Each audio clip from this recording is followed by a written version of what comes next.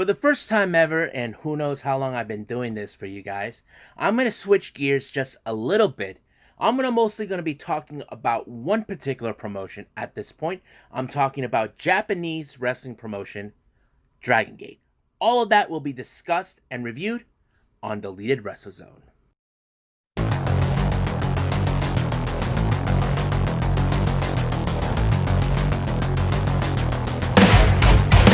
Are you ready? Get up, get up. Get up, get up. Get up, get up. Get up, get up. Get up, get up. Get up, get up.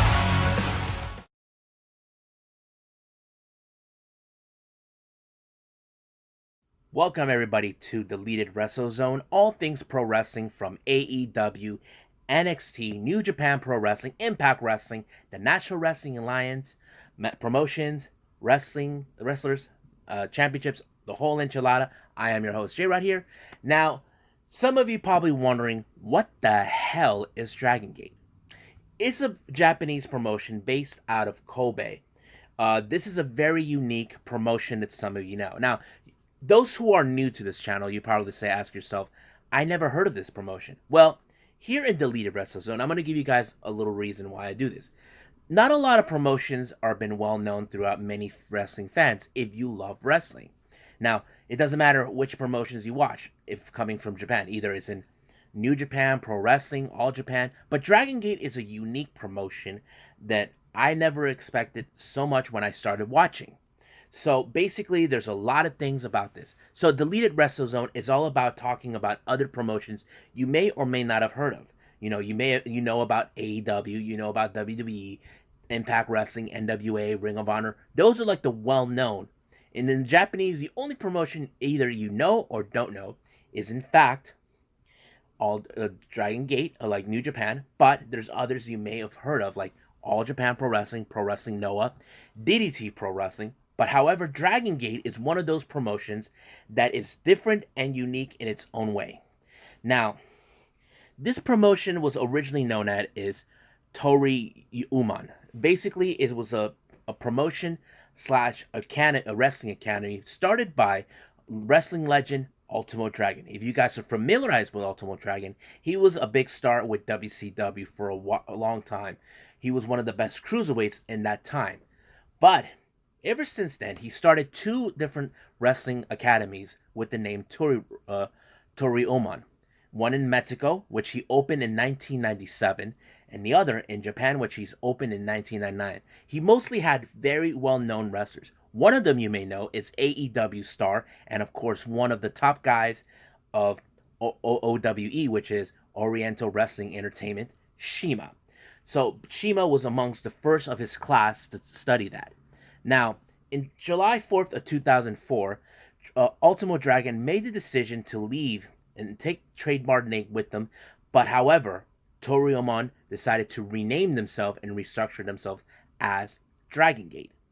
And automatically, the last champion during the Toriumon era was in fact Shima. He was the Ultimo Dragon Gym champion. Now it's being renamed as the Open the Dream Gate Championship. So I'll explain to you guys about that in a little bit, about that, the way why they named them. But ever since then, they have been continuing to thrive. But all of the wrestlers, on the other hand, are all comprised of junior heavyweights, or in Latin terms, cruiserweights, lightweights. So basically, it's a different type of environment. So that promotion has been going strong for a long time. But however, things haven't been the same for them ever since Shima left to China and took some of his friends with him along for the ride, like Lindaman and, of course, T-Hawk. So, now it appears a year ago, back in 2019, we had the recent return, the latest return of the founding father himself, Ultimo Dragon. Now, much like many promotions we've seen, there's always the stable factions. Back then, the last factions that we saw from last year, it was Maximum, RED, which stands for an acronym, Real Extreme Deficient, Tribal Vanguard, Natural Vibes, and Machizuki Dojo. So basically, Zuki Dojo. So basically, there's been like that. But however, things have changed since last year. Apparently, there's now been a division of three different factions. The one faction mostly has been conquering the entire Dragon Gate is the villainous faction RED, Real Extreme Deficients. They basically been now conquering the entire thing, the entire promotion, even though they gained two members from two different factions. One was Kaito Ishida, who at the time was the Open the Brave Gate champion.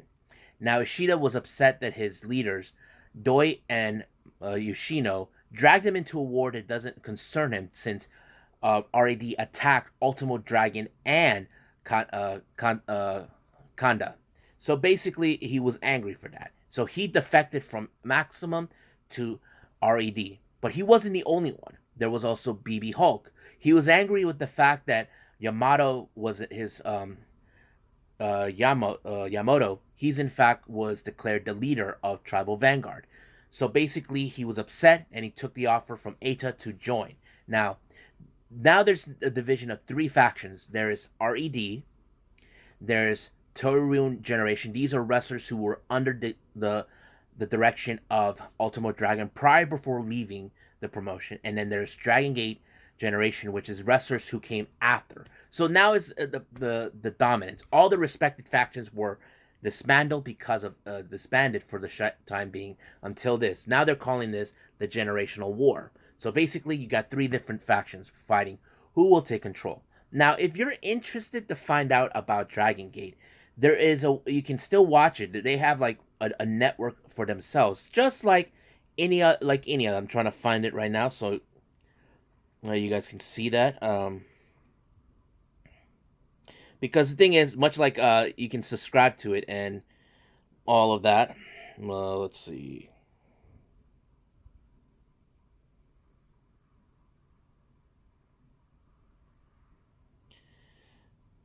Let's see.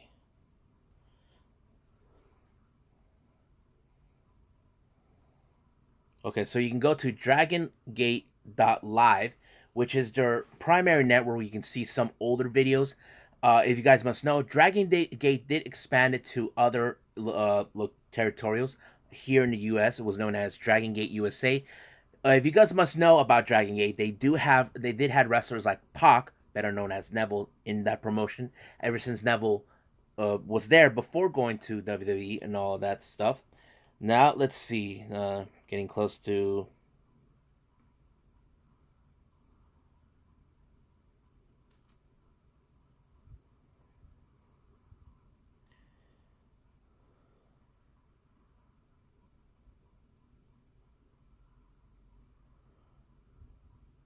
Hold on.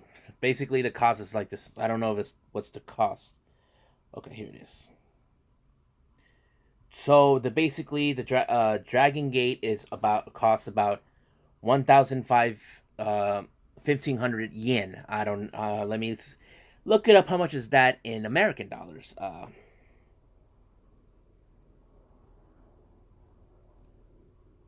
That'll be like almost $15. So you only pay $15 a month for that if that's what you want. If you're interested in seeing Dragon Gate, then go so. But before I end it, I must explain to you.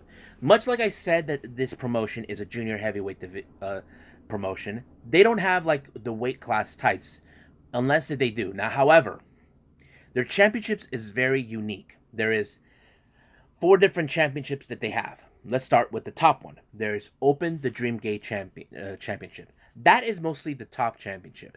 In this particular one, the champion defends the title as always. But however, the challenger, on the other hand, has given the key, which is the challenger key. Now, if the challenger wins, he gets the title. But however, if the champion retains the title, what happens is he gets the key and they place it in the little railing that's connected to the belt. In that indication, that is the sign where it's like a trophy for the champion of every challenger that faced him.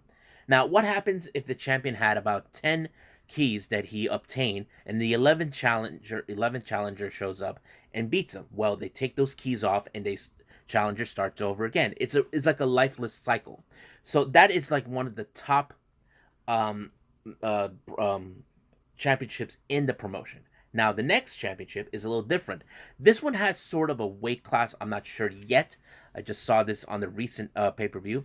It's called Open the Brave Gate Championship. Now, this particular championship is mostly was designed for high flyers, you know, kind of like Rey Mysterio and all of that stuff. So basically, that was what the Brave Gate. But recently happened when a former champion, Dragon Kid, actually won that. He wanted to make the Brave Gate Championship something different away from what it was. He felt they should make it more of a fighting style, more of a striker shoot style, whatever you see it. And that's what happened. And then when Kaito Shida won that title, he exactly did the same thing. He decided that's what this championship needed. So it's one of those prestige belts that's been as well, standing out on its own. Now, the next championships are tag teams. The first one is called Open the Twin Gate Championship. This one is a basic tag team championship type of championship. So you probably say, why can't they just call it the tag team championship? Well, like I said, their promotion is unique. So basically, they all, in fact, is a twin gate. So basically, it's a tag team. Now, the second tag team championship is called Open the Triangle Championship. That's mostly is for champions who won 6-man championships or trios. So basically, it's a triangle that makes a lot of more sense. But however, the rules on that when they have matches like that, you can roll out of the ring and the next person can jump in without making a tag. They're a bit more lenient on that when if you're interested of subscribing to Dragon Gate. But I must let you guys know, if you, like I said before, Pac was in fact one of the people that went to Japan to be part. So that Bandito, Flamita, of course I did heard Ricochet was part of the Dragon Gate USA. So and also the Young Bucks. That's how the Young Bucks, prior before going to New Japan, they actually ended up in Dragon Gate thanks to Shima, and that's the reason Shima's in AEW. So it's kind of like they're repaying a favor that they did. So hope you guys enjoyed a little bit of what Dragon Gate is. So I think it's time to jump in to the latest pay-per-view, The Gate of Destiny.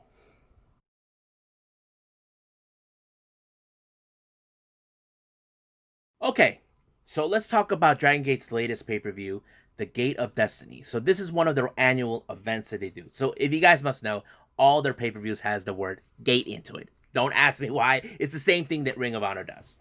Now, the first match was a dark match, which is not important. It's consistent of a 8-man tag. We have Jimmy, Mondairu, and UT, and Yusuke Santamaria. Two of the members are part of the generation, Dragon Gate generation, facing off against other people.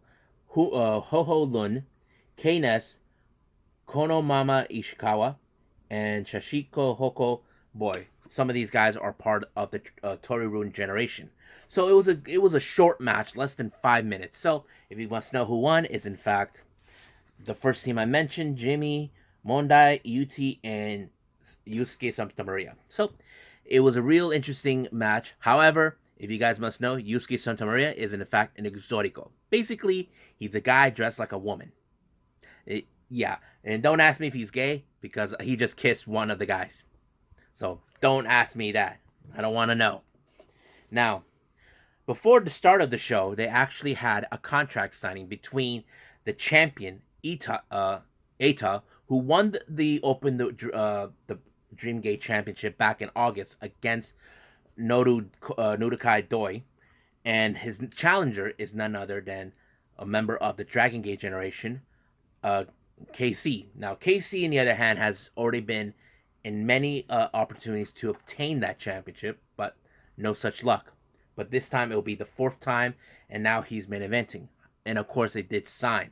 Now, Eita was not, in fact, like the idea of facing a guy like Casey, but he was being obligated by the Dragon Gate officials. He has to put the title on the line.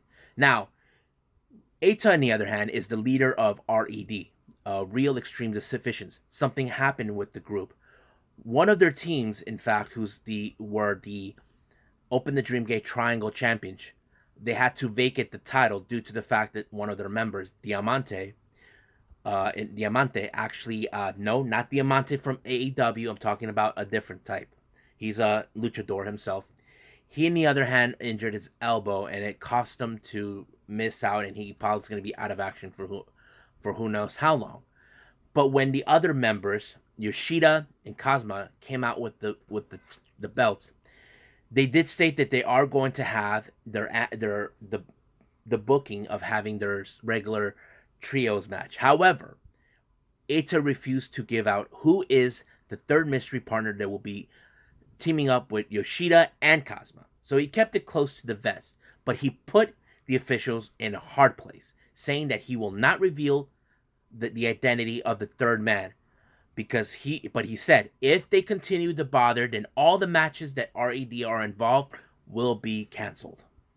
So basically, Eita put the Dragon Gate officials in a bad position. Now, the first match of the night, we have a standard standard 6-man tag team match. We have members from the Dragon Gate generation. We had Ben K, Dragon Die, and Strong Machine J versus ROD, Dia Inferno, Hayun, and BB King. So this is one of those matches. Now, much of the match has been focusing on Dia Inferno, who's targeting Dragon Die for a while.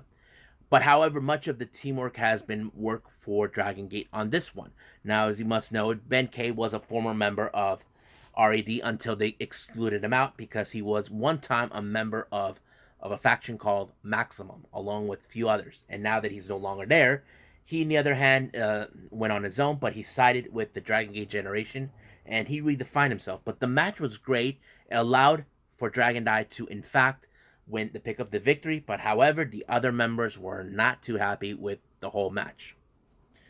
Next match, we have the members of Toryumon, Kagetora, Dragon Kid, Ryu Sato, and Tsuji Kondo, who in fact was, all of these guys are Ultimo Dragon's students, facing off against the Grumpy Old Men, Gamma, Don Fuji, Masakai Mochizuki, and Bodyguard.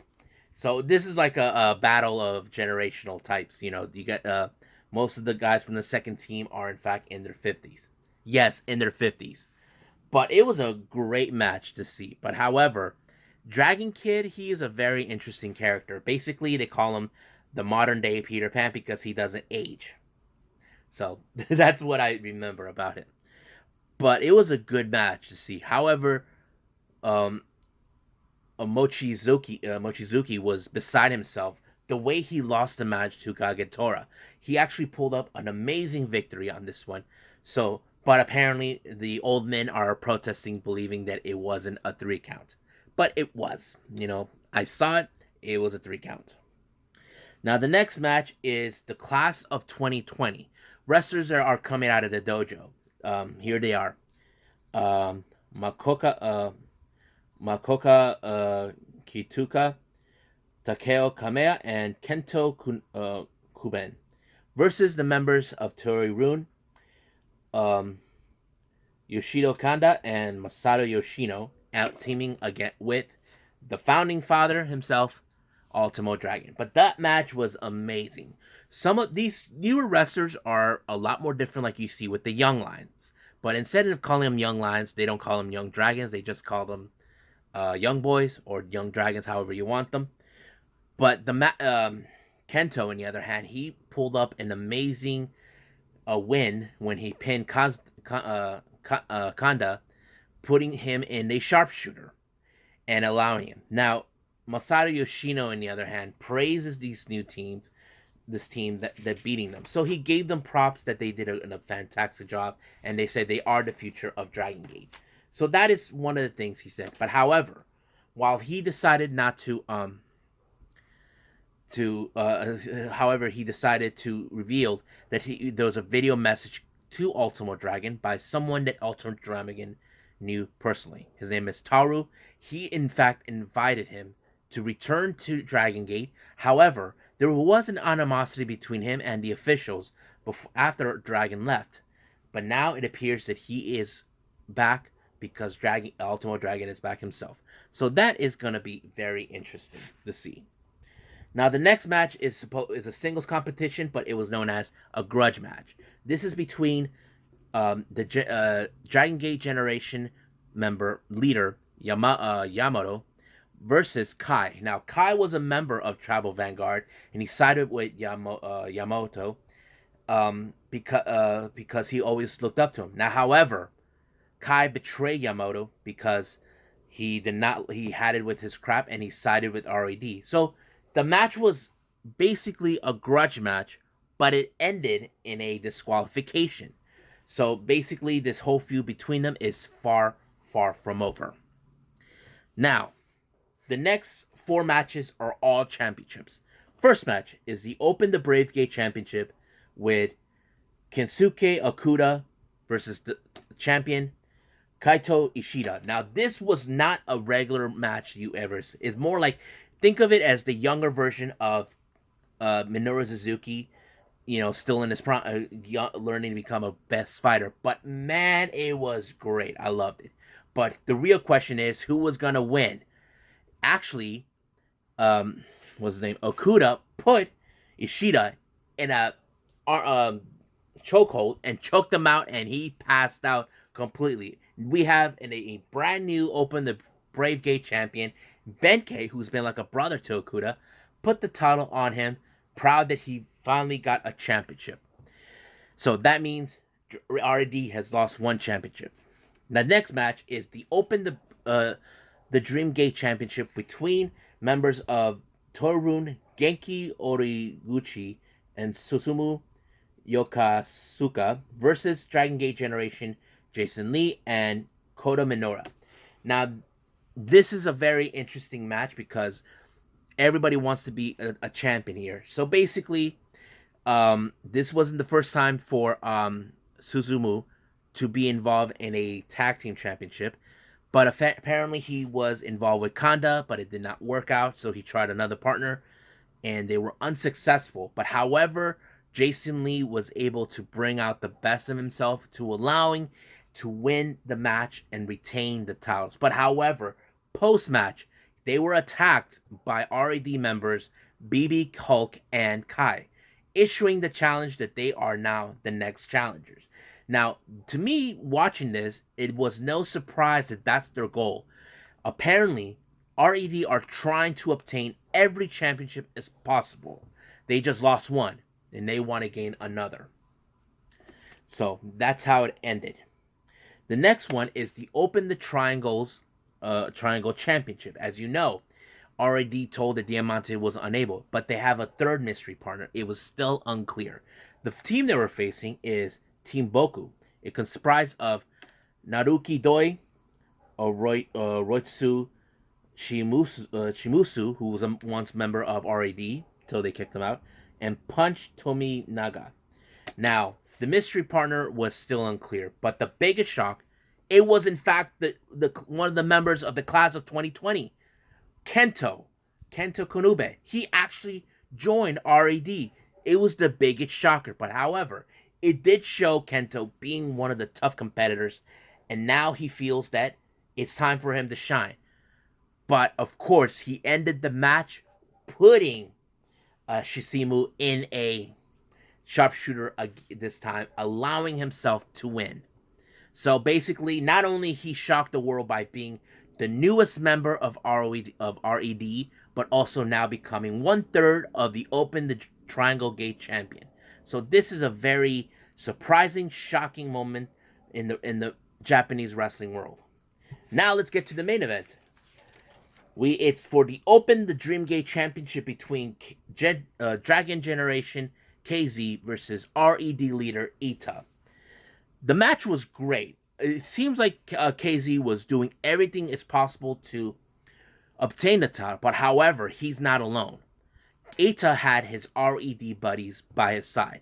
Of course, interfering, trying to give him weapons, and all of that.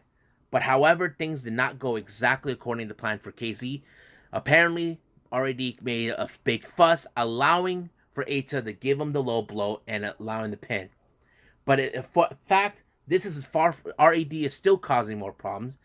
Boku actually showed for payback for what happened earlier, but the lights turned off, and all of a sudden we had the sudden return of Shun Skywalker. Now he's a wrestler that I've seen 2 years ago. He was part of the faction Mochizuki Dojo, but he left because of what happened in the pay per view, Dangerous Gate, where he excluded himself from the faction.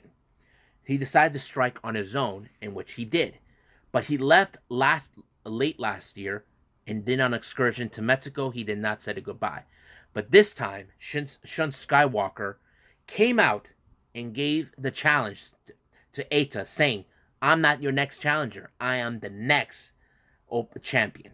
So basically, Eita had no clue what to make of it. This was unusual for him. So it ended in the fact Eita may have won the victory, but however, the surprise return of Shun Skywalker is still in his mind. So I hope you guys enjoy the fact that I talk about this promotion. Now, if there's any more events coming up for these guys that I managed to catch, I'll put this up.